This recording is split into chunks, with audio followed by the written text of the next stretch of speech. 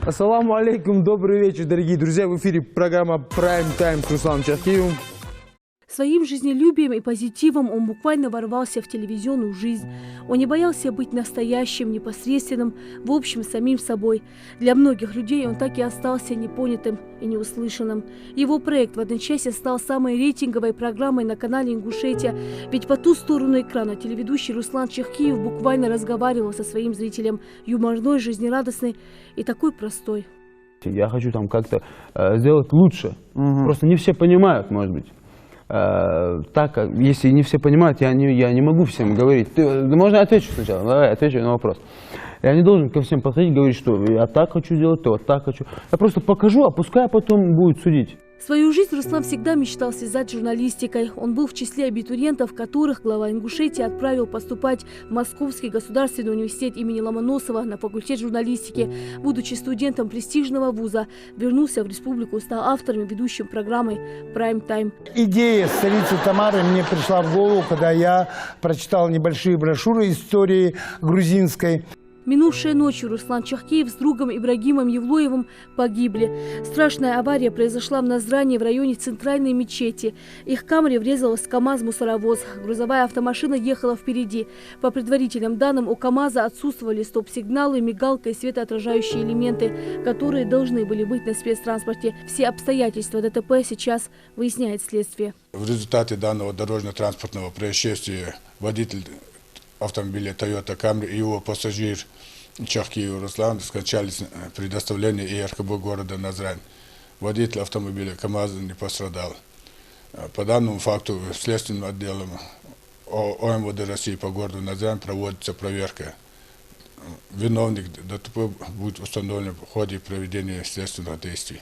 В доме Чахкиевых сегодня многолюдно. Проводить в последний путь Руслана собрались родные, близкие, друзья и коллеги. Все, кто знал и любил телеведущего. Многие до сих пор не могут поверить, что жизнь молодого и такого талантливого парня так внезапно оборвалась. Руслан дигзам сагор, дагвер табуцо, дагеш толт, физемет дягал хай.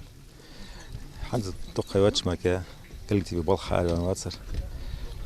Диша телевидение дагвер ديشة حتى واخ ولوج مركبات أنا قم بلوج ساق مور إجا خلا دق واخ ولوج ساق что дق أستش.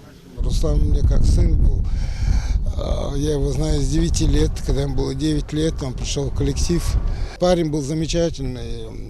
Я был уверен, что, зная, что есть такие ребята, не жалко было бы умереть мне, потому что я знаю, в каких руках остается Ингушетия.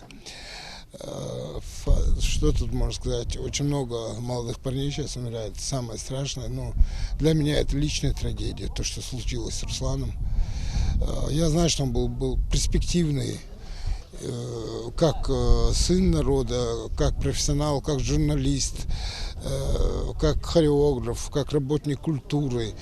И он очень любил людей. С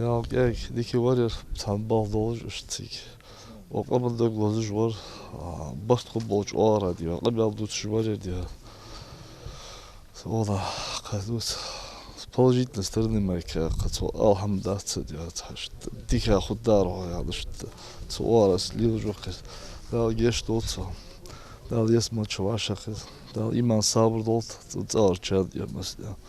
У него было так много идей, которые он мечтал воплотить. Ценил свою республику, искренне любил свой народ. Постоянно повторял, что каждый из нас должен оставить свой след. Свое последнее интервью на канале Ингушетия Руслан дал программе «Доброе утро». Слово «си» для ингушей является понятием, которое вкладывается с самого детства. Для нас это честь, уважение и достоинство. Любой жизненный путь надо пройти с достоинством, что я постараюсь сделать. Мы еще долго будем приходить в себя после случившегося. Руслан Чахкиев навсегда останется в нашей памяти таким же веселым и жизнерадостным.